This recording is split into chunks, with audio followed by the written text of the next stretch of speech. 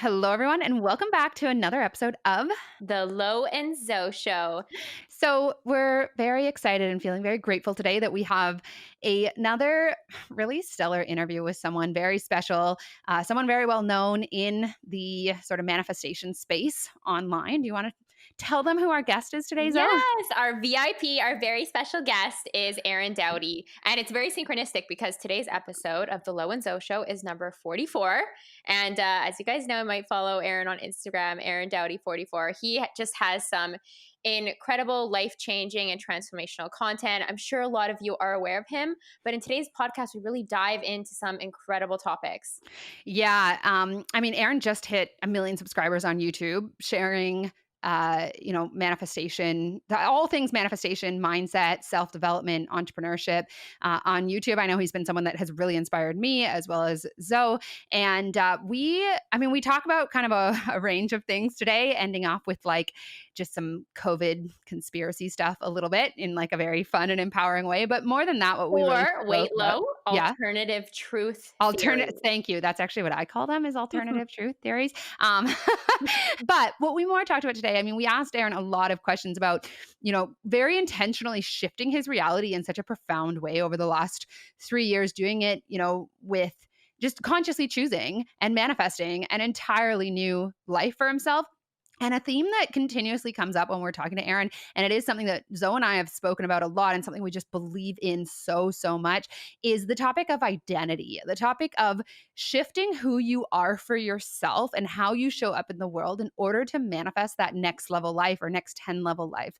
Does that make sense? Yeah, that up-leveled version of yourself. Yeah. No Really, one wants, like, not next level. We want you up another 10 levels and at it's least. possible. We're all about the quantum leap. You guys know Yeah. that. So Yeah, exactly. So I think this is actually, it is, the synchronicities are funny because this is something that we are going to be talking about a lot over the next few weeks. Specifically, our very first podcast episode on the Lo and Zoe Show was about, claiming your queen confidence. Back then, that was what we referred to it as, but it was about becoming that version of you who believed in and acted towards what it was that they wanted. And it's especially relevant because in, I think, like 4 weeks from now, we have our next offer launching, which we don't want to give too much away for. There's going to be lots more information coming up, but it's all about identity, learning to see yourself as that version of you who already has what it is that they want, the role that that plays. So it was just so awesome to have Aaron on today, to have him talk about just how monumental that has been for him in his success. yeah, because it does require that inner transformation first to get the outer transformation in the 3D reality. And we really Yeah. deep dive into all things that today. And you're going to enjoy it, guys. So Let's get started. I'm Lo. And I'm Zoe, and this is the Lo and Zoe Show. We're coaches and entrepreneurs who firmly believe that an abundant mind is the key to an abundant life. On this podcast, we're going to be talking everything from how to manifest more money, travel, success in business, and beyond, To overcoming the blocks that are holding you back. to rewiring your brain so you can easily attract whatever it is you want the most in life. If you haven't already, be sure to join us inside our Facebook community, Abundant Mind Tribe, for daily tips, mindset hacks, manifesting tricks, and more that'll allow you to build the confidence you need. To manifest the abundant AF life you deserve. Now let's get started. All right, everyone, we are so excited to get into today's episode. Today, it is the Lo, Zoe and Aaron show. We have a very special guest today, Aaron Doughty. So, Aaron, thank you so much for joining us. We are so excited to have you and so grateful to have you on the podcast today. So please go ahead and introduce yourself to our audience. Well, thank you, Lo and Zoe, for both having me on. I'm excited to be here. And yeah, my name is Aaron Doughty. I've been making YouTube videos for about 3 years now. In 2017, I was working like a 9-to-5 job I didn't really like. And I worked that for like years. I sold women's shoes. And I always knew that I wanted to be on YouTube. And I finally decided to start doing it. And I've been making daily videos for about 3 years now on topics like law of attraction, things like metaphysics, teaching like letting go, identity work. So understanding who and how we see ourselves and how that translates into the reality we experience. And I've kind of created the lifestyle that I have now from choices I made back in 2017. And I'm constantly, doing my own inner work to reinvent myself. And then my passion has been helping other people do the same thing. So yeah. In one of our most recent episodes, we talked about like leaning into inspired action. And I just would love to know from you because, not very long ago, as you said, you were selling women's shoes and now you've just hit over 1 million subscribers on YouTube. Congratulations, by the way. Thank you. And Thank you. I'd love to know, like, what did that decision-making process look like? Was it something that felt inspired within you, or was it just sort of like, was it like, all right, I'm going to become a YouTuber, or was it like, maybe I just want to do this thing on YouTube for fun because I'm kind of bored? Like, what did that look like? Because it's quite a, quantum leap of a change in your reality. Yeah, 100%. So it was, I've always known. It's like when you know that you have a purpose, you have something that you're meant to be doing, but you feel like you're doing something that you're just not passionate about. That was me. I was like working. I did that for like 8 years. Out of high school, I got that like a job, in women's shoes, and I was making good money. And then I was going to college, and a lot of people that I knew that were graduating college had to take dips to go back, like, to go into their, whatever their passion was. And I always knew it wasn't college. Like I went to college and stuff, and I knew it wasn't for me. So I just always on the inside knew that this is like something I want to do. When I went through my spiritual awakening back in 2012, it really transformed my life. And I started like really enjoying studying this information as much as I could, metaphysics, different material. And as I started learning it, I knew I eventually was watching like YouTubers like Ralph Smart and other people that were like in the space back in 2012. And I remember watching their videos like, oh, there's like an idea that I have to share that's different than this video that Ralph made that I know, may resonate with some people. And there was like a lot of fear behind me putting myself out there, though. I was worried about what family would think. I was worried about what friends would think. It was something that took me a long time to do. There was probably 2 or 3 years before I actually finally took action, where I was kind of 1 foot in, 1 foot out. And originally, I was making videos like once a month on YouTube, but there wasn't much traction. And it wasn't until I went daily that everything really changed. But it was like a knowing on the inside that I wasn't going to be put on necessarily. So like prior to February 2017, when I made the decision to go full-time on YouTube, I literally was thinking more along the lines of like the Abraham Hicks type stuff, where I was like going to think it into existence, which there's nothing really wrong with, but it wasn't like, I just realized it wasn't necessarily healthy for where I was at the time. What I needed to hear, because I went through like a spiritual awakening, and a lot of times I think when people go through a spiritual awakening, they have this thing where then they see everything as like non-physical in a way. So it's like, okay, I'm going to sit here and think about like being a speaker. And I've always kind of known I wanted to do that. I did forensics debate in high school, so I knew I wanted to speak, but I didn't know how I wanted to do that. And it just got to a point to where I realized that I had to actually take action with it, and wasn't going to be put on the way that I was thinking. And when I went daily, that started to change my self-image. That started to like change the way that I saw myself. And the one moment that changed everything for me was a really small moment too. I was just walking from, I was living at my dad's house. I moved back into my dad's house because I was like, I want to figure out this YouTube stuff. But even then I still wasn't already jumped into it. I was still at that 9-to-5 job. But then I just had this feeling, almost like a download. Like if you make a video every single day for a year, your life will transform. And I just had that, I felt that, and I just knew that. So what I did is I started making the daily videos no matter what. And it wasn't always easy because working that 9-to-5 job, is in Vegas, and Vegas is open so late that even though I was working, high-end retail sales, I'd sometimes have to work till like 11 or 12 at night, and then go home and then film a video, edit the video, schedule the video to go out, go to bed at like 2 or 3, and then get up at like 8 or 7 the next day to go to work at like 10, And I did that. And it wasn't always like that, but I had to have that mentality. And as I started to do that, that's what really changed my self-image. It wasn't even about like, okay, now you're making more videos, so like it's going to help the YouTube algorithm. As I was making more videos, it was changing my sense of self-identity. I started to see myself as somebody that was more of a hard worker, which then was something I had to shed. I mean, that's a whole nother conversation. I had to shed that later on, years later, that hard work mentality, because it served me to get out of that 9-to-5 job to doing what I love full time, because then I started creating momentum. But then it came with its own kind of shadow side to where then I believed I've always, like, even now that I have Right. bigger following, it's like I'm still working hard. I'm still like working my ass off. And I'm like, I don't need this mentality anymore. I can let this go. But that's like, that's just shows how the identity kind of works and how you shed these old identities. But my old identity before that was equal to a reality where I was working a 9-to-5 job. I saw myself as a 9-to-5 job goer. I listened to the boss. I had to ask for the days I wanted off. I realized that in order for me to go full-time doing what I love, I had to treat my quote unquote hobby of making videos as my full-time. I had to like treat it as if it was my main thing.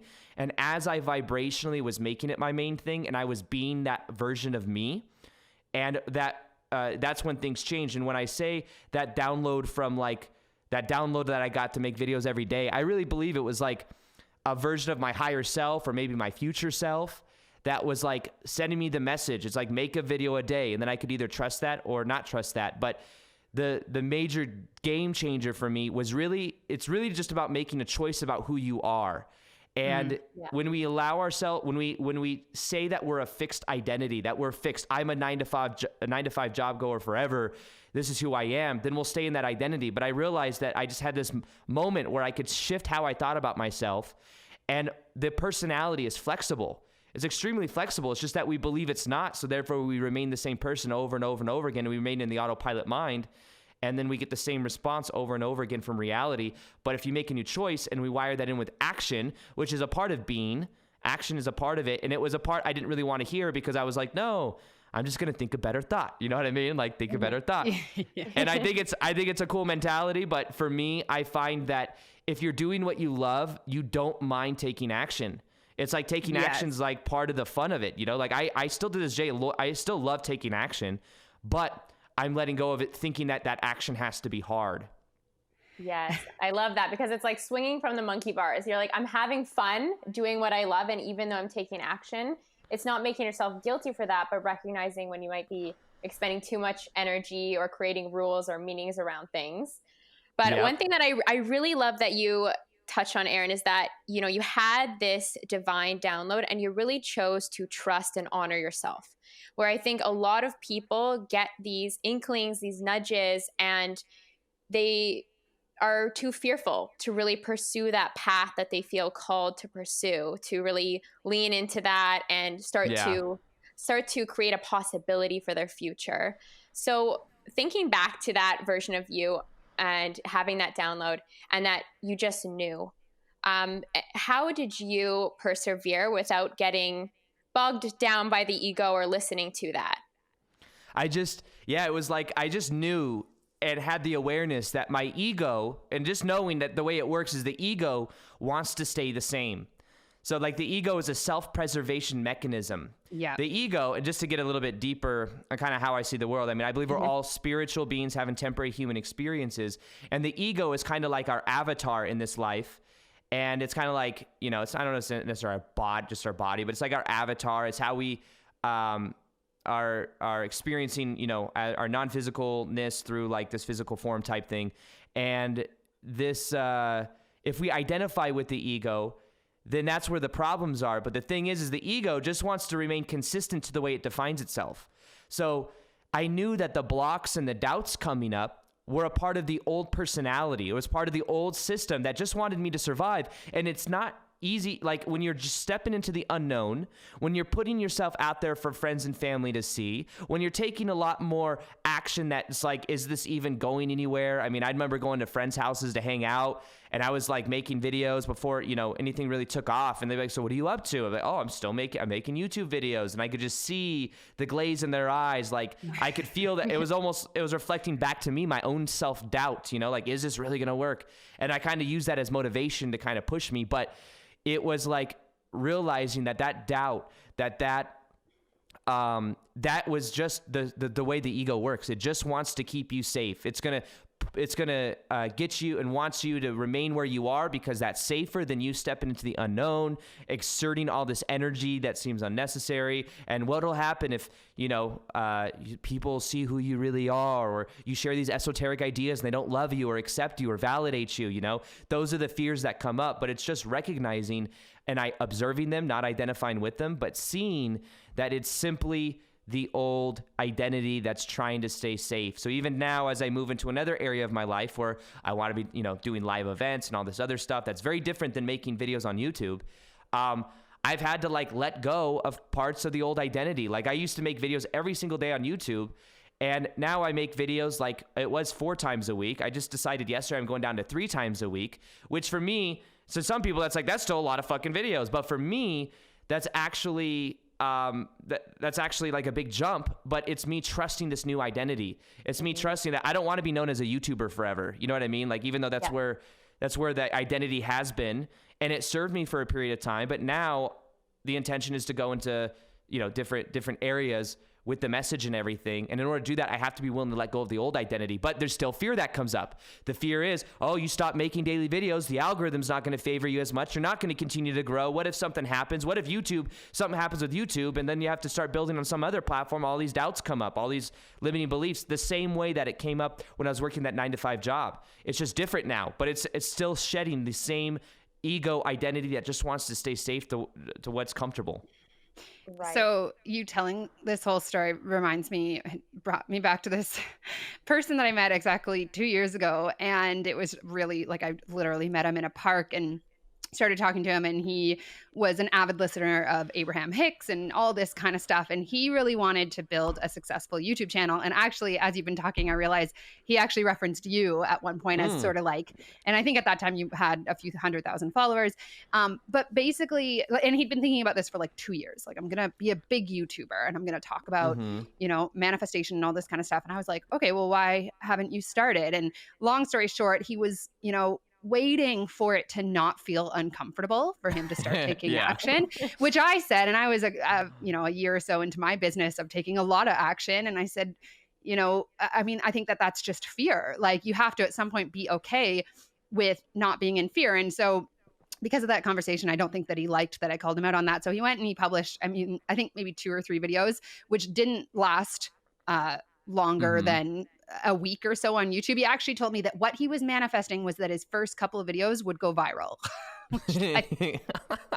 And so what would you say about, because at some point, it's not all this flow, path of least resistance, because, and this is kind of I love Abraham, but this is kind of my one thing is you do have to step outside of that identity and become someone else. And in that interim, it's uncomfortable and you have to do it over and over and over again. So what would you say to someone who's either waiting until there isn't fear there, or finding that fear is too much and then taking a big step back after they have taken action?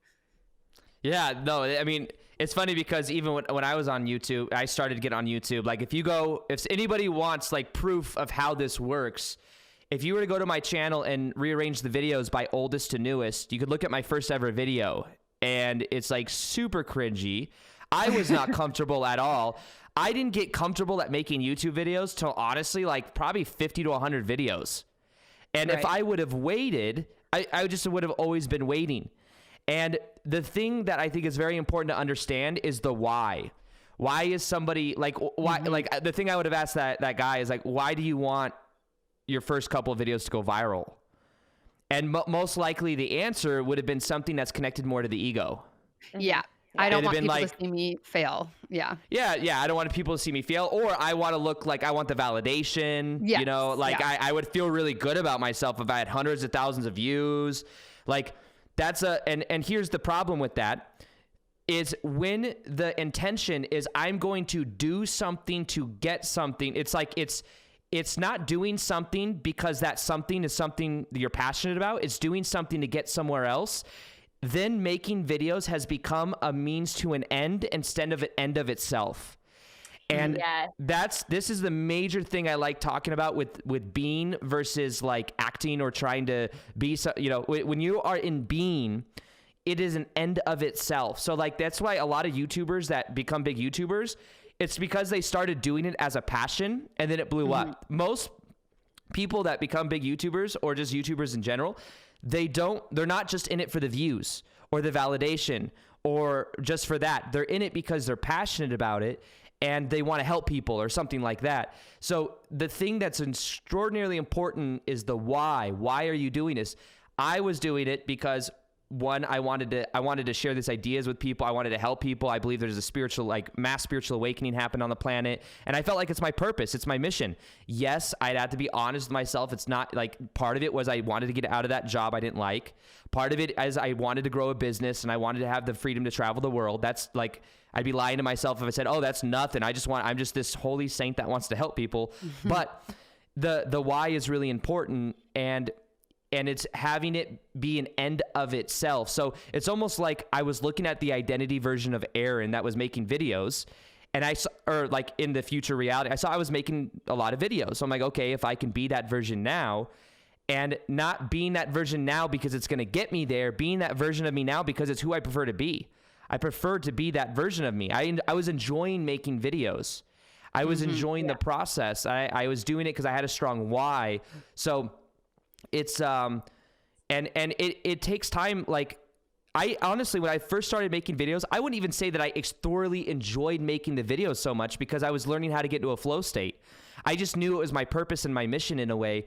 But after things started to click, that's when, and then I also got positive reinforcement because I was seeing people's lives. Like, I'd get comments like, "Oh my, this has like helped my life," and I remember my first like good comments were like that. That motivated me. It's like, "Oh, I'm helping people. This is awesome. This feels really good," you know.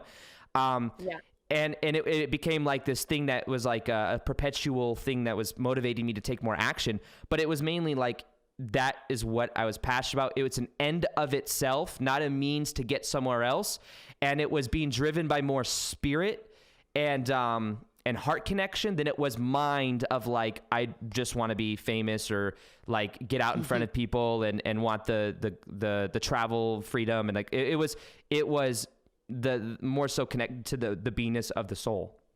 Yes, I love that too, because we've spoken on our podcast about performance versus mastery mindset, which is something I learned through iPet coaching. But just as you're saying, you always approach this journey of YouTube from the mastery view of your life, where it was all about learning, trusting the process, learning more about yourself, helping other people. There was this view of the entire journey being worth it for you, versus a performance mindset, which is like, okay, I want to have this video go viral. I want to get X amount of subscribers. Yeah. And of course there will always be some ego stuff to it, but you cannot sustain your path, like let's say on YouTube, if it's not from a mastery lens.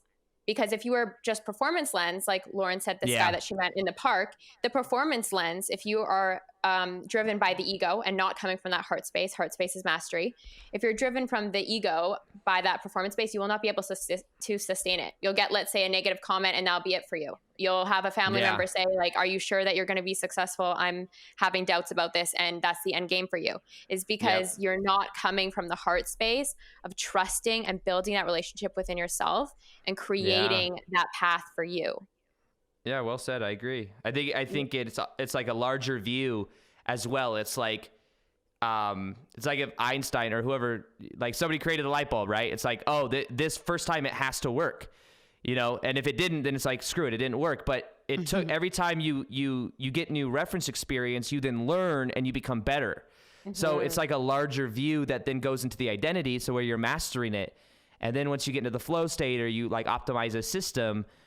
Or it's a daily habit or something, it then begins to become self-perpetual. Yes, because anytime someone is in the doing versus looking at the being first, that's when the energy is expended. It's when you can focus on who am I being, who am I wanting to transform into through this journey, that it's all sustained. Yes, exactly. And I think like what any successful entrepreneur will tell you is that there's a long period of time where, you know, no one's listening, or it doesn't feel like anyone's listening, or it doesn't feel like it's like, you need to be loving what you're doing. And I'm a business coach and people say all the time, like, what's the fastest way to grow my audience? Like, how do I get to this result that I want quickly? And I say, like, that's not the right question at all, because you might try something for 2, 3, 4 weeks, but if you don't love it, you're not going to stay in it long enough, right? Like Yeah, choose yeah. the audience growth method or just the creation method if you're building like a content-based business that you would do even when nobody is watching. And I'd love to Yeah. know from you, Aaron, like what did sort of the growth of your channel look like? Like how many months were you sort of like not, because I know that it was something I think I've heard you say you went full time in it sort of in the first year or something like that. Yeah. Yeah. So Yeah. the kind of like the timeline for it was, first off, it was my Saturn return. Okay. Yeah. Oh yeah. So What's that mean? I don't Saturn know. return, it was like I started like, I was like 28, 29, and like, I'm not a huge astrology nerd or anything, but it was like, that's when like things come to a cycle to where then normally you like kind of reinvent yourself. Right. So It's an uprooting. it's like this uprooting thing. Yeah, it's interesting. But anyways, Well, that's it was, exactly the age I was when I started my business as well. So Is I just never that heard it called that interesting? way. Yeah, like 28. Yeah. Yeah. So I didn't know about this until like a year ago, and I was like, oh yeah, I was in that time. Anyways, so I was at that job, and I went daily on YouTube February 2017. Started making the daily videos. About a month in, about 3 weeks in, I had a video start to go viral. There was nothing crazy, by the way, for the first 2 or 3 weeks. Like it was like, if anything, I was making like 2 videos a week, I think, up until that point. And then I went daily, and I was actually getting less views per video, you know, because there's so many more videos coming out.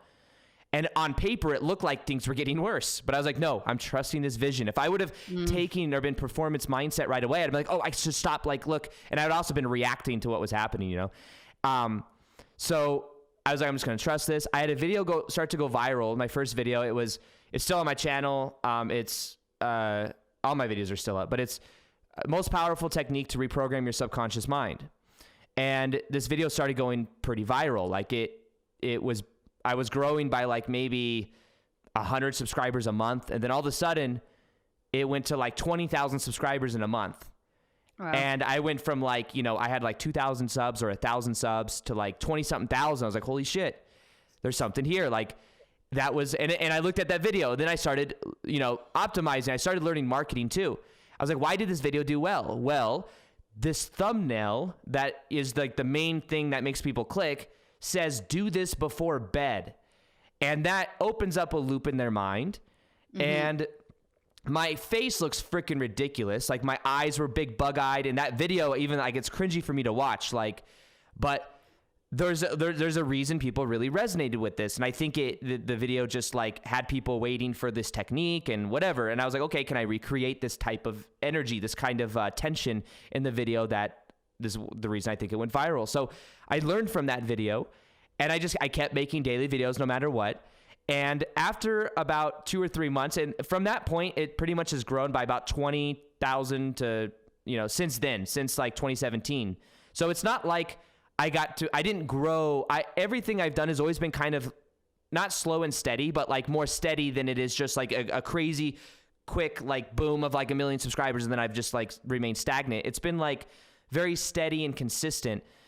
So it's been like 20,000 a month. And then after 2 or 3 months, I was like reaching out to a buddy of mine. His name's Clark. He's also on YouTube and stuff. And I was like, he had like 50,000 subs at the time. And I just had like 20 something. And I was like, so I knew he was full time. I was like, what do I do to go full time? And I knew nothing about internet marketing. I knew nothing about like growing an audience or like, you know, developing the relationship and coaching or any of that. And I was like, how many subs do I need? You know, I literally thought you needed a certain sub amount.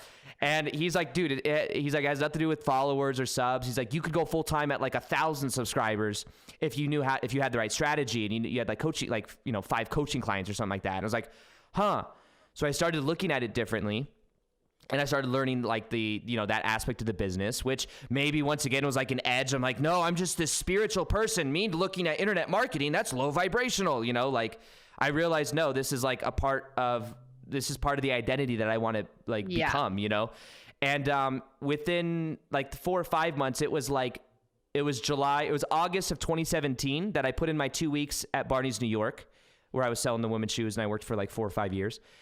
I put in my 2 weeks. I could have actually gone full time probably earlier, but I was like really playing it safe. And I was just really making sure that I was like, I had enough to like jump into this new reality in a way rather than kind of doing it prematurely. Cause I've had times in the past where I make decisions like prematurely, and then I kind of paid the price for it. And this time I was like kind of playing it slow. So August 2017, quit the job, started focusing, full time. I launched my first course, which is like a morning routine program or something that did well. And then I started taking coaching clients, and then I went full time. And then from there, I just kept making daily videos. That was my one consistency until March of 2020. For like 3 years, I made daily videos every single day on YouTube, no matter what. And it was a flux of me learning about how to like express myself in ways that I'm almost afraid to express myself in. Like, for example, making daily videos, it's honestly like, of course, it's going to become mad repetitive at a certain point. Like, I'm very aware that like a lot of my videos may have similar themes, similar topics, similar keywords, but it was like me accepting it comes with the territory of making daily videos, but what I had to learn how to do is, the more I would almost be afraid to share certain ideas, if I were to break through that fear and share the ideas, it's almost every time like a video in that topic would go viral. For example, I was trying to preserve a mentality of how people saw me on YouTube as like the law of attraction guy. Like that's what I was kind of known for in the beginning, because I was making all law of attraction videos. And then eventually what I did is I was like, well, I don't want to be known. Like, I want to branch out. I want to talk about other stuff.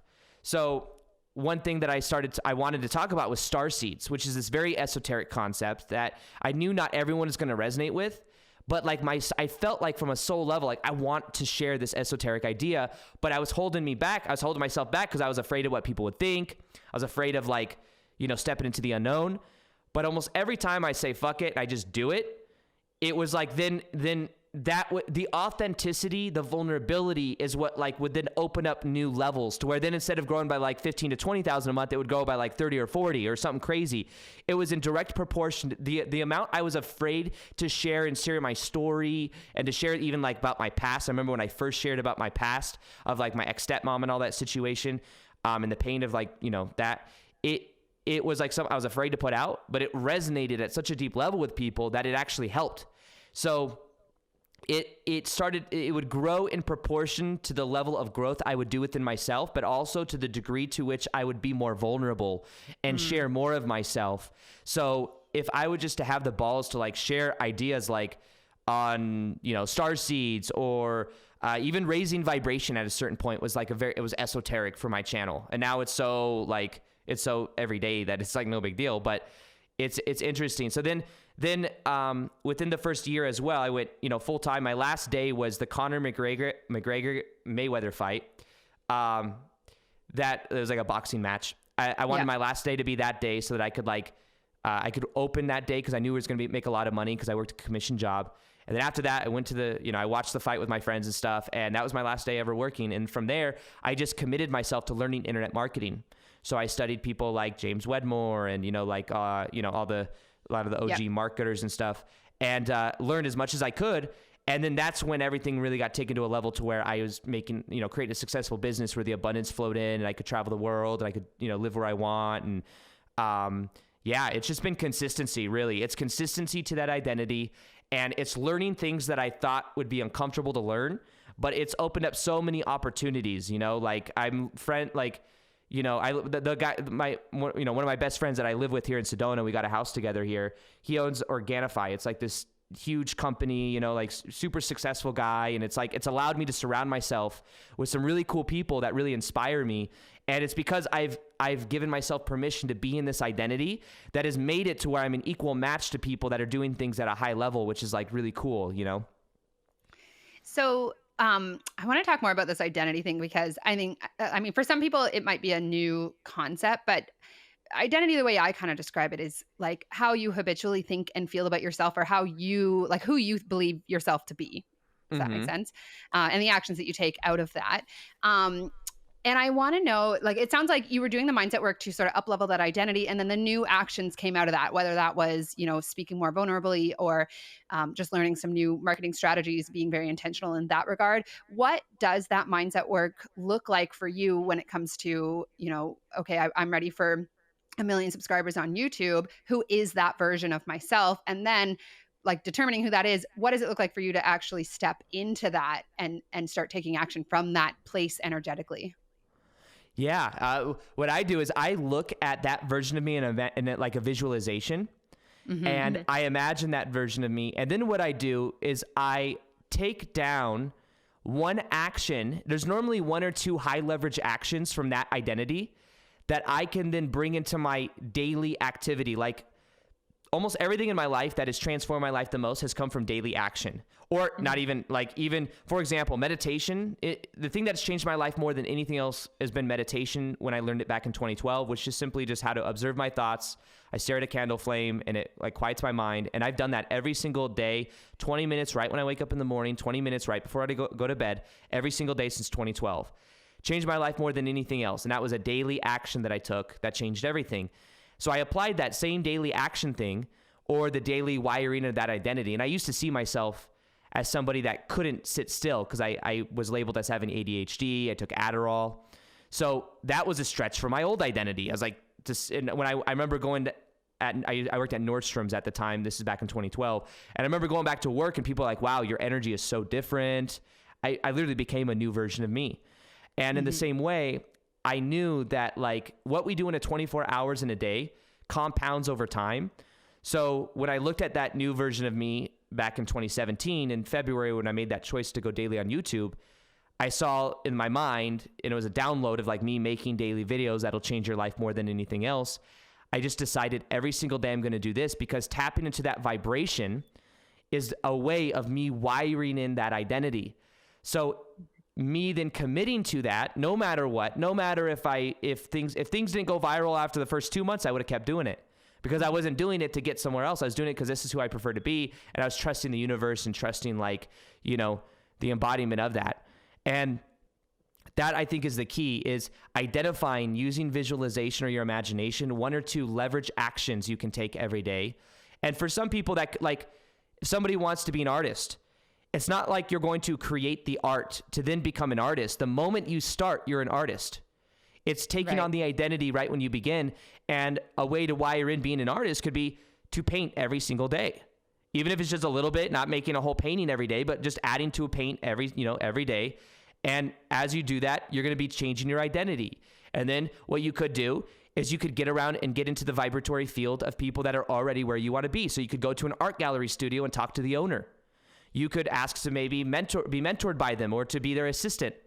You could get into their energy field. You could study and read books of people that were successful painters or artists. You could read books by those people, get into their mindset, get into that vibration. And as you consume information in that vibration, you start to become whatever you're consuming. So I used to read Tony Robbins' Awaken the Giant Within book, because I knew he was 20 something years old at the time when he wrote that book. And he was like, in the start of his success. And I knew that by reading that book, I was tapping into his vibration when he was at that point in his life. And I wanted to be close to that vibration. So I would read Awaken the Giant Within and try to, in a way, feel what he felt, like get into his mindset. And that mentality then like leaked into the way I was showing up in life, and where I could start to have that not that hard work mentality, but like started to see myself as somebody that could set myself the intention to do something and just be it. So it's one action every single day, one or two actions, but mainly one. It's keeping it simple that wires in that identity and committing to it. Even if that means learning things you don't really like. An artist may be like, well, I don't want to learn marketing. Well, like there's resistance with this. This doesn't feel natural. Well, it's just uncomfortable. It's not familiar. Yeah. That's all.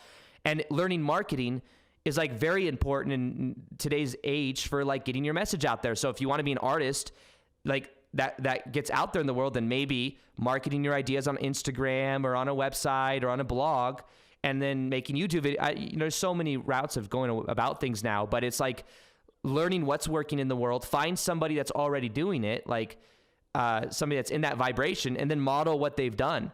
And as you model what they've done, you're in that same vibration, and then you can make it your own unique way of doing it, but that's like been the biggest thing, is like doing one thing every single day for the sake it's who you choose to be, knowing that eventually it'll become your dominant vibration, because with time and consistency, it compounds. Yeah, thank you for sharing that, Erin. That's some great actionable advice for all of you out there. And one thing that I wanted to ask you to maybe dive a bit deeper on is you said also using the power of your imagination. So Mm-hmm. that's something that we love to talk about on our podcast as well. And, you said visualization before too, but what does you visiting the power of your imagination look like on that repetitive basis? It's it's me. I'm learning to tap into it more and more because I realize that a lot of my creative energy I kind of drain by doing things that like I don't need to keep doing in a way. Like I mean, this gets a little bit deeper, but like there's parts of my business that I'm focused on that I'm doing that I don't necessarily need to be doing that I could outsource. So some of my creative energy has kind of been, I think I'm learning to tap into it more and how to like delegate a little bit differently. But what I am focused on right now is actually tapping more into that creativity, which means doing more meditation. And in the morning, one thing I do is when I'm meditating, the most of that meditation is like 10, 15, sometimes 20 minutes. It's observing my thoughts. But at the end, it's normally a visualization where I see through my own eye. I imagine myself as if I'm looking through my own eyes as that identity. What does reality look like? And then I just kind of like wired in, this is who I am. And when I get up, that is me. And I've heard Joe Dispenza talk about this before. So it always kind of stuck with me, that idea of like not getting up from meditation until you are that identity, until you view yourself as it and you're moving like that version of you. Your body language is like that version of you. And that's kind of been one thing. But also one of the most powerful visualization techniques I've ever found is some I've shared quite a bit. And it comes from Neville Goddard, who's like an old school LOA teacher. Mm-hmm. And it's from the book. Him. Yeah. You guys have read, I'm sure, Feeling is the Secret. Yeah. So good. Yeah.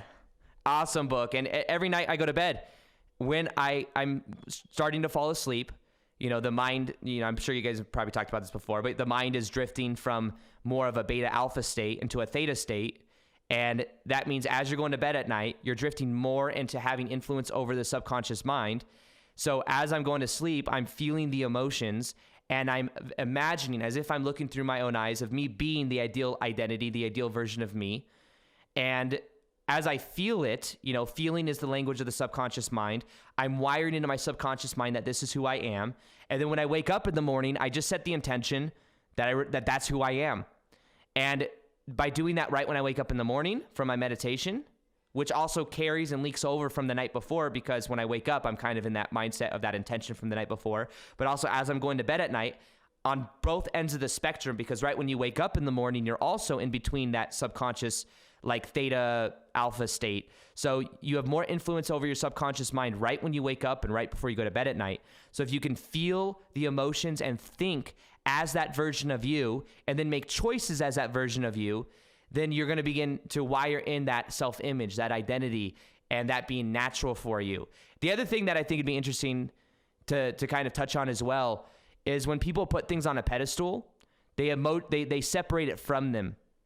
Versus if it's natural for your self-image to experience certain things, then it feels very normal. So even now that I've created a certain level of abundance and success in my life, it's normal for me. It doesn't feel like if I would imagine my lifestyle now and how I live back in 2017, I would be like, oh my God, this is so amazing. Like I really, really want, I would have like vibrationally butchered it and put it on a pedestal versus seeing it as natural for me to be living a lifestyle where I travel and get to live in the house I like, stuff like that. So that's, I think, a trap many of us fall into when we're changing our identity is we put things on a pedestal. And when we visualize it, we're visualizing like, oh my gosh, it'll be so cool what I'm experiencing, if somebody wants a relationship. Like, it'll be so cool when I'm in this relationship and blah, blah, blah. Instead of visualizing themselves as it being natural for them to be in that relationship because they have so much self-love and validation for themselves that, of course, someone else is going to see that in them. And it's like a different energy flow. So it's like it's also seen it as natural by not putting it on a pedestal and by linking up your sense of worthiness to that self-image as well. Yeah. And one of the ways, if people are visualizing and they they can't imagine it being normal, just practice that visualization more. Like one of the questions that we get is like, I've been visualizing, X, Y, and Z for a while, and it's starting to feel almost kind of neutral. Like, is that bad that like this isn't exciting me anymore? And we say, like, no, you're right on track. It should feel like the next logical step in order for it to manifest, right? Because Yeah. you are vibrationally aligned with it at that point. Yeah, and then Yes. they are feeling into that worthiness. Like when it starts to feel Mm-hmm. neutral, it's not like you said on the pedestal anymore. It's like, I love myself so much and I'm worth that. That's why it feels so natural, is because it is who I am. It comes back to how, we all came onto this life as abundant beings and everything else was built up around us to maybe think otherwise. And then it's spending that time in the visualizations and meditations that you begin to deepen that relationship with yourself. Remember who you are. Yes. Yeah, absolutely. Um, I love what you're saying about taking action outside of your current identity, because I think that what we see so much of is people that, I mean, we love this, Abraham path of least resistance and all that kind of stuff. And a lot of the time it is that easy, but only when you're already at the level of identity for that to flow in easily. Mm-hmm. Right. Whereas Mm-hmm. when you are asking for something that is currently outside of your identity, I like what you're saying about like, yes, we can practice it in our minds and imagine it and all that kind of stuff. But I mean, the way that I've grown my comfort zone and up-leveled my identity over and over is through taking action. Like I go live all the time, and it's a big part of how I've grown my business. I have Facebook groups, I go live in them, I, launch programs, whatever. And the first few times that I went live, actually, like it still brings me anxiety, but the first few Mm-hmm. times, like just pressing that go live button, like terrified me. But I did it because that was like that next level version of me, or that version of me that was full-time making great money in my coaching business. That was what she did. Right. Mm-hmm. So I think like, how would you distinguish for people? Because at the beginning of the episode, we talked about like, do something that you love, do something that's exciting for you. Like YouTube was something that was an end in and of itself versus something that, just isn't a lot, like sort of, so what feels aligned but is scary versus what just isn't aligned for people. And that's why they don't, because I think people confuse, misalignment with fear a lot. Mm-hmm. Yeah. Does that make sense?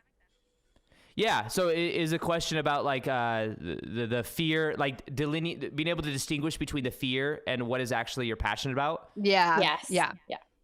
Yeah. It's about being aware of the motivational mechanism. We will always move towards what we believe brings us pleasure, and we'll always move away what we believe brings us pain. So it's about being aware of what is motivating that. Is it that I'm afraid that if I were to become successful, this fear of success thing, or is it that if I were to put myself out there, friends would see me, family would see me, think I'm talking about weird stuff, or what that is. So it's being aware, is it the ego that's trying to keep you safe? Or is this something, it's almost, the fear comes from the mind, whereas when it's something more, it's more from your gut or your heart. So you kind of have to, I find going into my body to feel is where it is. Like the mind will try to stop you. Like, oh, pushing that go live button. That's scary. Like, what if I say the wrong thing? What if this? What if that? Yeah. That's obviously the mind, but it's like when you go into your heart, it would be more like, how can I add value to these people? How can I connect and how can I express myself and get out of my comfort zone? So it's like you could almost ask the question and see where in your body are you feeling that fear? And then where are you feeling the motivation to take the action anyways? And I found even for myself, like even doing live events and stuff, when I do things that, like, I think we're in a collective reality where we're all connected. When we have the intention of adding value to other people, it's like the universe almost supports us even more. Mm-hmm. And when I go out and if I'm doing like an event and I'm talking in front of people, if I make it about me, I realize that then I get in my head, and that's where the fear is. That's where like it's a place, that's not, it doesn't feel good in my body. But when I'm out there and I'm just focused on like, how I feel in my body, but also how can I help the people? How can I add value? Then it's like, it's more of a heart connection because I want to help. And then it's like the energy sustains me more and that fear kind of goes away. So the fear is more on me, but the passion and the connection is more on like like how can I help or how can I add value? Not from a neediness or like validation place of how can I be, am I worthy if I help enough people, but more so like, this is what I'm passionate about, helping people. And like, if I focus on them and their experience, and I'm not worried about every word I say, or if I stumble, or if the connection on the internet's bad, or, it changes the focus, I think. But the fear normally is from the mind, and then the connection is from the heart. Yeah. I love how you distinguish that. I think that's so perfect, is like just really getting better at being aware of like what's at, and really looking at those emotions. And that's where just like so much of our power is. And I do think it's something that, gets easier, or we just become more in tune with recognizing our intuition versus our own fear. But it's something that kind of takes practice. I'd love to take this opportunity to go maybe a little more like esoteric, because I know that you do talk a lot on your channel about Yes, I reality do. transurfing, and these are things that Zoe and I love, because we think that one of the best ways to help you, use your mind to manifest or shape your reality is to change what you believe reality to be, right? Because as Yeah. human beings, we tend to have such a like, well, this is just the way things are. Everything seems so solid. Everything seems so like there's just so much effort in changing anything. But in reality, things are pretty fluid. Like we can Yeah. really change our lives in profound ways in relatively short periods of time. Mm-hmm. So is there anything, like any understanding you have in regards to like, I don't know, maybe it is reality transurfing, or just, a different topic. I've heard you talk a bit about like the multiverse and stuff like that, that really has helped to support you in your understanding of how it is that our thoughts create reality? Yeah, I would say it's not so much reality transurfing as it is, like I'm a big fan of Bashar. I don't know if you guys know who Bashar is, but No. he's like a channel. He's like an Abraham Hicks. Okay. He's been doing it for 30 years, and he talks a lot about parallel realities. And since 2012, I've been listening to him since I went through my awakening, and his information's been so consistent. And it's all about, and it's also, if you guys have ever read the Seth Materials by Jane Roberts. Yes. Also amazing books, and it's also in alignment with what Bashar teaches as well. But it's that there's an infinite number of parallel realities that exist, and what we are doing is we are kind of moving through these parallel realities based on our vibration, based really on our beliefs. Our beliefs create our reality. So as we change our beliefs, we then change the potential realities we can experience. And every moment, what we think, I mean, it gets a little bit deeper than this, but what we think of as movement is shifting through different parallel realities. It's only our memory that's able to remember and to like track that movement in a way. And the part that helps us to create what we want, knowing this, is knowing that the reality we want to experience, that even that identity, that future identity that I imagined back in 2017, it already existed, because everything exists here and now. This is what quantum physics is showing us. So because of that, I'm not trying to change my reality to be somewhere else. All I'm doing is being that, what quote unquote future identity, knowing it already exists. And then my reality begins to shift according to that vibration. So you don't have to create your own reality because it already exists. Yes. It's already a potential. All you have to do is vibrationally resonate with it, and then it becomes your reality. So what that does is it takes the hard work out of it. It takes I need to create, think about it. If I need to create my own reality, I've got to put all this energy and work and create and make something that doesn't exist. When really the way Bashar talks about it, it's more so about making the invisible visible. The things in our life, like for example, if someone's like, I'm not worthy of being in a relationship, and what they do is they have a story that they're meant to be single, then that might be the reflection they're getting in their life. But they'll find if they start believing in their own worthiness, and they start dropping the story that they're meant to be single, or their beliefs about the masculine or feminine in their life, their stories about that, and they drop that, they may then find that somebody just pops into their life that maybe even was already in their life, but they never saw that way because of their vibration. Or it was like they just happen to go to the same coffee shop every day or whatever, and that person that they see all the time all of a sudden catches their eye or something. It's like you're making the invisible visible due to your vibrational resonance, because the reality already exists. So it's important I think that's been a huge game changer for me. And then also realizing the importance thing. lessening and not giving things too much. If you're giving it too much importance, then you're putting it on a pedestal. And that reality, that probability isn't able to be perceived and visible because it's not a match. There's too much resistance.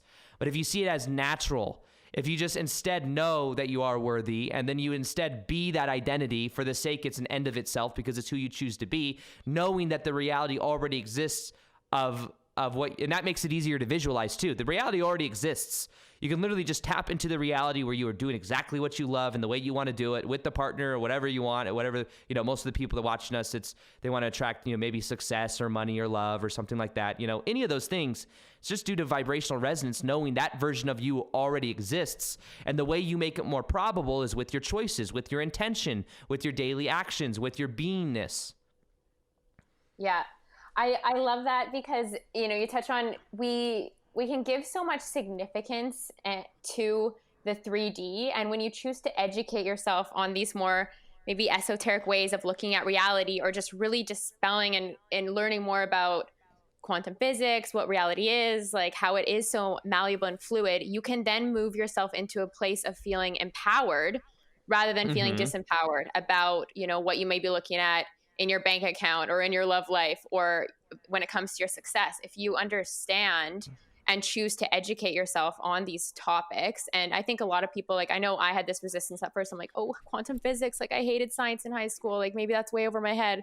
But when you dive into it, then you actually, can understand like, oh, this is just empowering me. It's empowering me to take away the significance from whatever I'm seeing in front of my very eyes, and trust that if I can move into more of being, that's the work to do, is to really transform myself to see the transformation happen on the outside. Yeah. Love that. It empowers you. I think, like the key, well, you're saying empowers, which is 100% true. It makes you feel powerful, right? And anyone who has consciously created their reality, they feel powerful in being able to do that. If you don't see yourself as someone who's able to, or you have a lot of doubt, who you're being as someone who's very doubtful, very unsure, then of course you don't believe that you're like, you might believe sort of logically that your thoughts create reality because you're into this content, but on that like beingness level, you don't actually see yourself as the person who's like, you're still giving your power away to things that are outside. And in 2020, like there's been a lot of things to very quickly give our power away to and say, well, I can't make more money because COVID, or any number of reasons. Which is a story. Right? It's just a collective story that a lot of people are buying into. But it was a story. I was going to launch like one of my courses literally the week that COVID started. Yeah. And I was like, oh, should I? I was literally about to like redo it, not like launch and all this other stuff. But I just kind of trusted and went with it. And there was a lot of people, like, it's this story. And there was a lot of people actually at home that wanted self-transformation work and stuff like that. Like, it was just a story.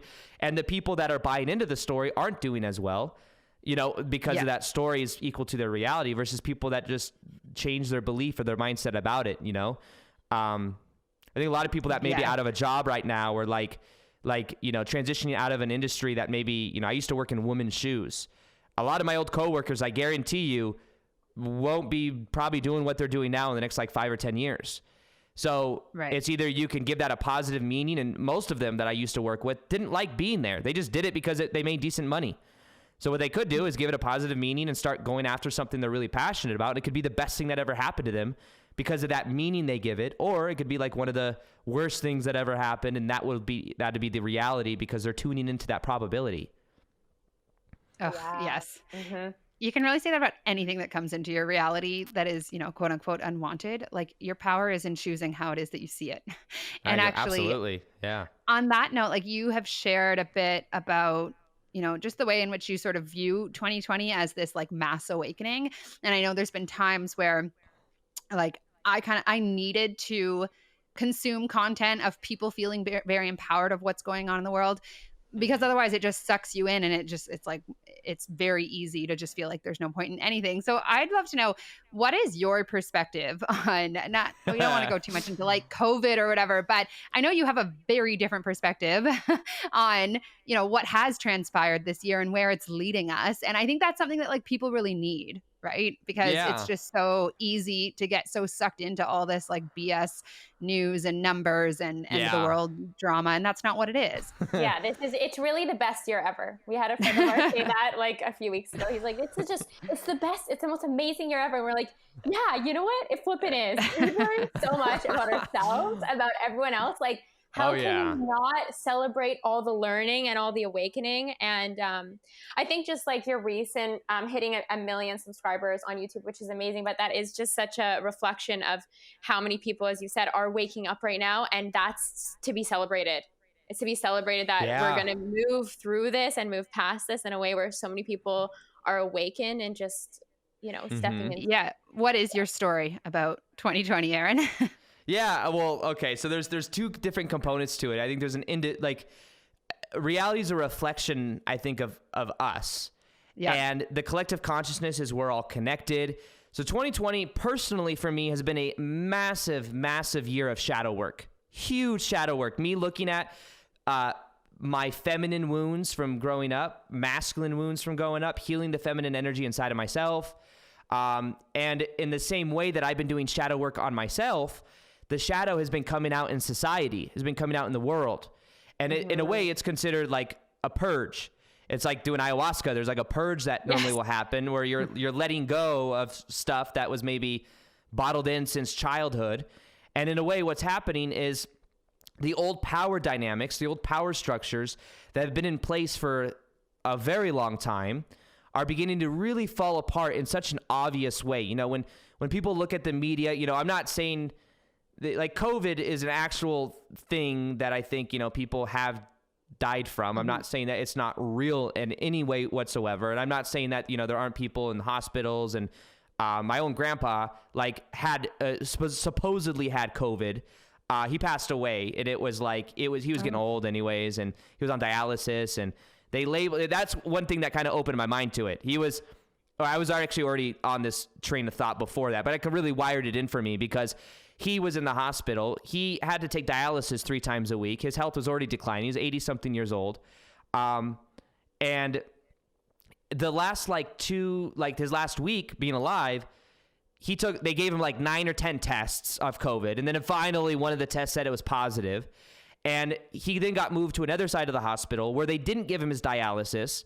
So he passed away because he didn't get his fucking dialysis, not because of COVID. And even on the phone with my mom and me, he's like, I don't have COVID. I don't have it. It was very obvious, and he's very intuitive too. So it then made me realize, and with the CDC coming out recently saying that of the 160,000 people that they labeled as having COVID, only 9,000 of them, actually 9,500 actually died from COVID, which means the percentages are way, way off, which means the media is extraordinarily exaggerating everything. And you look into even the social distancing and the masks, there's been a lot of people that have stated the masks don't actually really do that much. It's a whole nother conversation. I know that when I say this, placebo effect. Yeah, maybe, if anything. it's very interesting, but to me, it's kind of obvious that it's there's some other agenda there that I think keeps people separated. I think when people are separated and in fear, they're much easier to control. I think that if you wanted people to be open to something like vaccines, if you had them very afraid about their health, and you exaggerated something to an extent, and we already know the media has been exaggerating it. They've already been caught in New York and other places using footage from Italy and stuff like that. And there's hospitals that are empty, but they're pushing people all to one hospital. And there's people that have broken into hospitals that are empty. And then they got arrested and stuff like that, just showing, look, it's empty, even though they're saying everything's full. And it's they're making it look way worse than it is. And knowing that, it then proposes a question why are they doing this? What agenda would there be? And that's what kind of really opened it up for me to where I started questioning things. And even when people hear me say this right now, I'm not saying I know what the hell's going on. I don't. All I do is I'm questioning things a lot. And I've noticed, and I've known for a long time, that the media is controlled by 6 major corporations. And what I think is happening in the overall view, there's 2 different layers to this. In the overall view, there's an old power dynamic of people that I believe have had control for a very long period of time, that have done very dark things to keep people asleep. And that's just so they can have the resources funneled to them. We believe that, it's normal and that we should be paying 30-40% of our tax or 50% tax to the government. We think this is how it should be because of the roads, right? Well, no, it's actually I think a lot of that money goes towards other stuff. I think there's a purpose behind a lot of things. It's just that we don't question it and we agree to it. It's like, oh, it's normal for me to make money and me to pay 50% of what I own to a government that's doing a whole bunch of other things that we don't even know what's going on. My grandpa that passed away, he worked in an underground facility for a long period of time. It's like he hasn't told me a lot, but he told me enough to know that there's a lot of shit going on that we don't know about. And there's a lot of things he's seen that we would think are absolutely like fictional or not real when it comes to ETs and stuff like that, So I know this stuff sounds out there for a lot of people, but when there's someone in my life that has seen and experienced certain things that I trust, that I've known my whole life, like it opened my mind to more and more of this kind of stuff. And then I was able to see, there's there's something else here that we're not being told of. We're not being told that ETs exist. And I know someone in my life that knows that for 100% fact they do exist because he worked somewhere for 30 something years in a facility that we don't even know exists. That was what really opened my mind up years ago. And I had to start questioning things.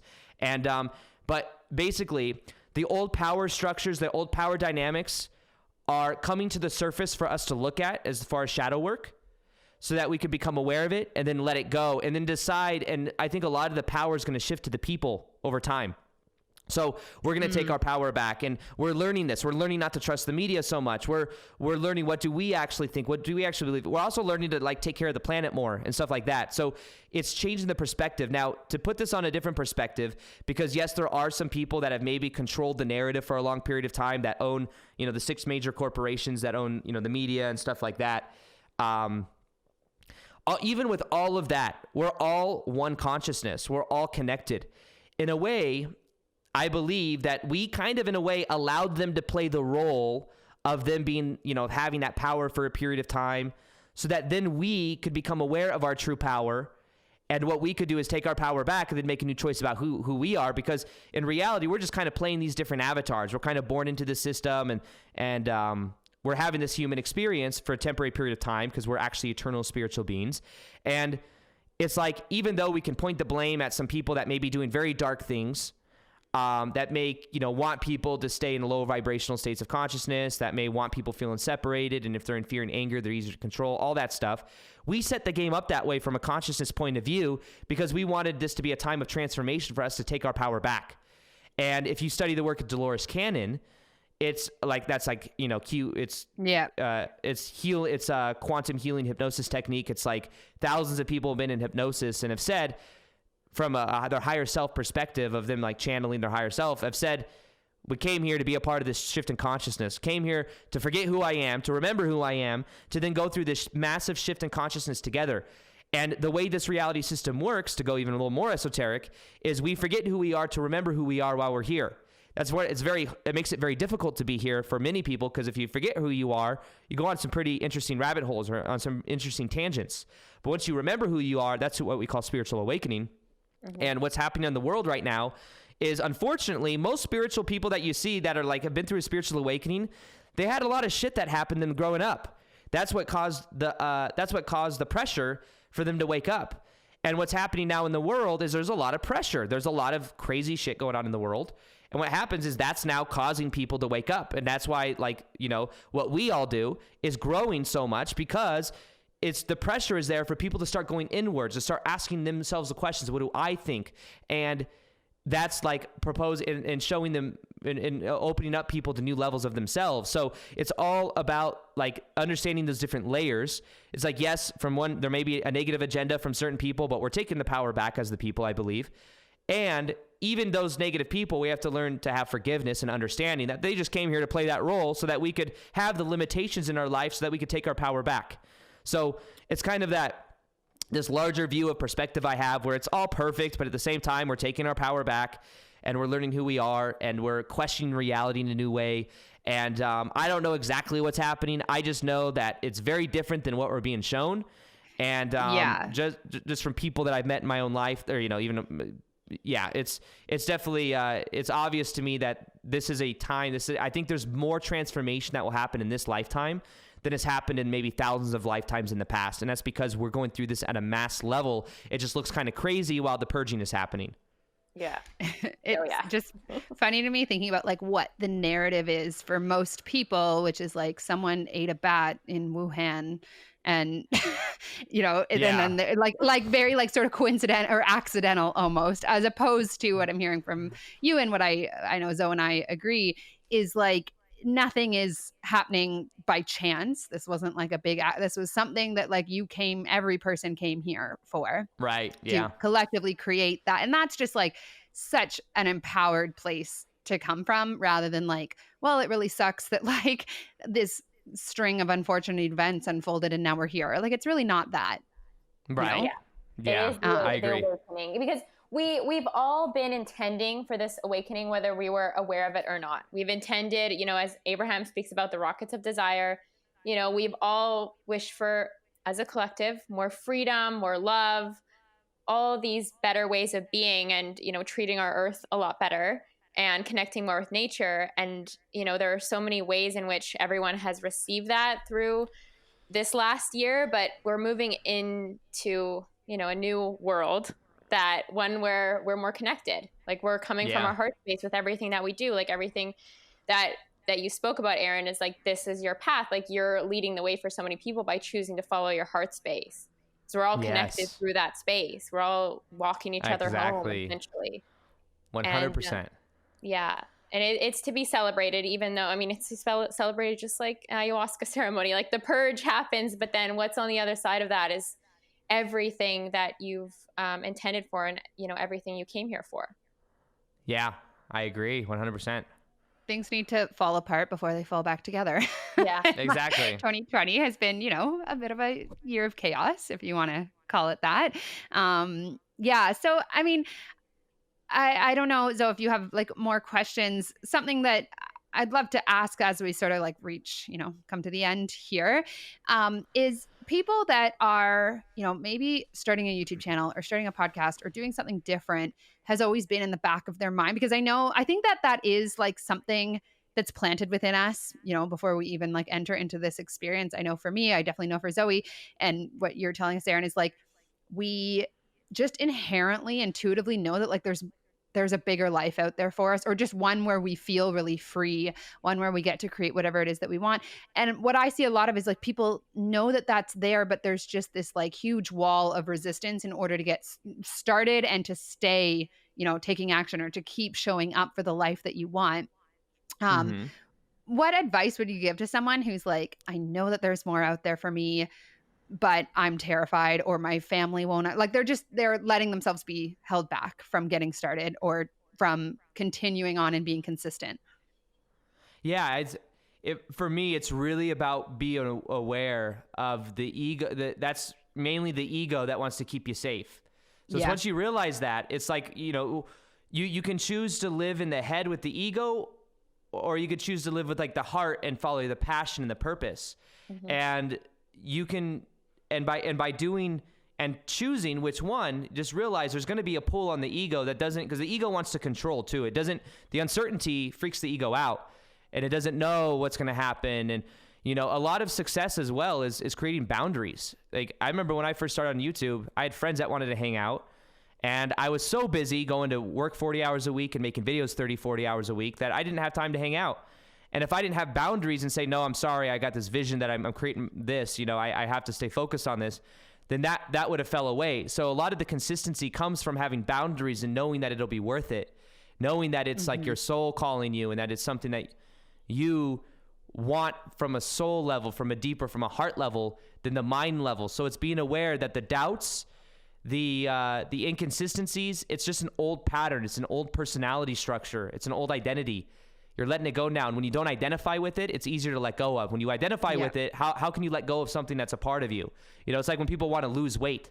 The problem with losing weight is that it's like losing your keys. You didn't try to find it again. It's a part, you're reasserting the old identity, So yes, there'll be doubts from the old identity, but that's because it's the old identity. It's not who you are anymore. You can choose to be the new version, and then trust the heart, live from authenticity, and stay consistent by creating boundaries. And stay consistent because you made a choice. It's who you are. It's not what's going to get you there. It's who you are. So you're making that choice every day because it is who you prefer to be. Yes. And anything is possible, as Aaron has shown us, like 3 years, I think you said, like it's relatively speaking, a small period of time It is, to have just such a completely different life. But it's like all about honoring yourself, trusting yourself, building that relationship with yourself. It all comes back to you. The more the inner transformation. Yeah. The more you can love yourself, work on yourself, have that inner transformation. That's what, it has to the change starts with you, starts within, and then you get everything on the outside in the 3D. Yeah. It's funny. Anytime I know that I'm like experiencing stagnation in my business or in general, I know that it means I'm stagnating in my personal life. So I need to do something outside my comfort zone. So for example, I've been making videos for a long time. I've been doing the same thing, internet marketing, have an email list. I'm like, no, I need to do something I wouldn't normally. I need to do live events. I need to do virtual live events. I need to do it in the way that I can with the situation we have right now. And then by stepping into that unknown more, it opens up a whole new world because my business is a direct reflection of me. And my growth is a direct reflection of me. So if I want my business to grow, I have to personally grow, which means I have to step into the unknown. I have to do something new. I have to be more bold. I have to get a little bit out of that comfort zone, Yes. Yeah. Reach for that discomfort so you can become comfortable with the discomfort and just grow into that. Expand. Powerful version of yourself. Yeah. Oh yeah. I hope people really hear what you're saying there too about my business and your whole life is a reflection of me and who I'm being. That's oh yeah. What and that's one thing with the whole world of manifestation that I just don't hear talked about. And it's sort of think about this thing that you want and then you'll just have $1 million land in your lap. No, not if you're not being the version of you who's capable of making $1 million. Yeah. Yeah, it's how you do one thing is how you do everything. I've been listening to this guy. He's an internet marketer guy, but his name's Sam Ovens. He's a real high level guy though, and he's awesome. And he talks about how for example, if you want your customers to love your products and not ever return products, then you as a person, and if you want people to invest in coaching, then you better have a coach.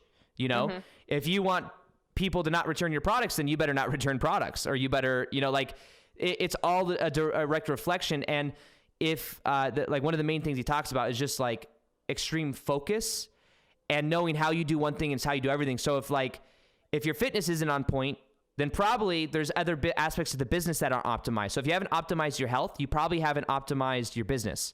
It's all just a reflection, So it's how you do one thing is how you do everything. So recently I have a lot more health goals than I had for 3 months because I was in a big yin phase of my life. And so it's I'm as I optimize this, it's funny because I'm also optimizing my business, and it's very easy to do because of that. So it's interesting how literal of a reflection it actually is. Yes. I love that. The universe is your mirror, and tune into those places where you're feeling stagnant or you're not as fulfilled or seeing the success or seeing the results that you would like. It's how can you go to work on yourself to transform that? Yes. Well, thank you so much, Aaron. This is just I hope you guys made notes. And I assume that, the large majority of our audience already knows who you are, and we'll link all your stuff in the show notes. But where can we find you on the World Wide Web? My main focus nowadays is actually on my podcast, which is the awesome. Aaron Doughty. It's the Aaron Doughty podcast on iTunes and Spotify. And I do podcast episodes Tuesday and Friday. I still have YouTube videos that go out 3 times a week now. I decided yesterday. So Monday, Wednesdays, and Fridays. And I'd love to have you guys on. So you guys should come on mine. Oh my gosh, that would be awesome. So fun. I know. We haven't actually done an interview as Lo and Zoe yet. No. We have to figure it out. Normally I do them in person. So I'm making an exception here. But we could figure it out. Maybe we could do a Zoom thing because I like it on video. Yeah. Cool. Awesome. We'll figure it out. Yeah. Well, one thing I want to end the podcast with is that each day, Lauren and I send each other acknowledgements, and this helps us. We do one acknowledgement for ourselves and one acknowledgement for the other person, and it helps us really step into that next identity. It's an identity thing. Yeah. The way you talk about yourself. Yeah. So I want to end the podcast off by just acknowledging you, Erin, for just being someone who really chose to step into your truth at, years ago. It must have been so challenging to wake up when you did, just based on how many people in the world were woke versus now.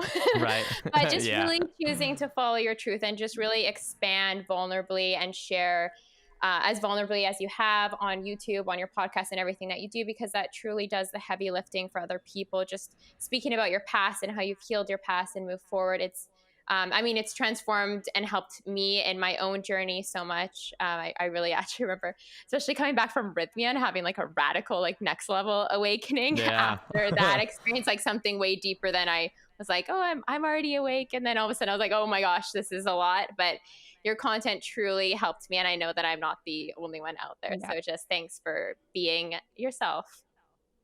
Thank you guys so much, and for the energy you guys share with the world as well. You guys both have unique perspectives on everything you guys teach, and I find it very valuable, and you guys both also have great energy, so thank you guys.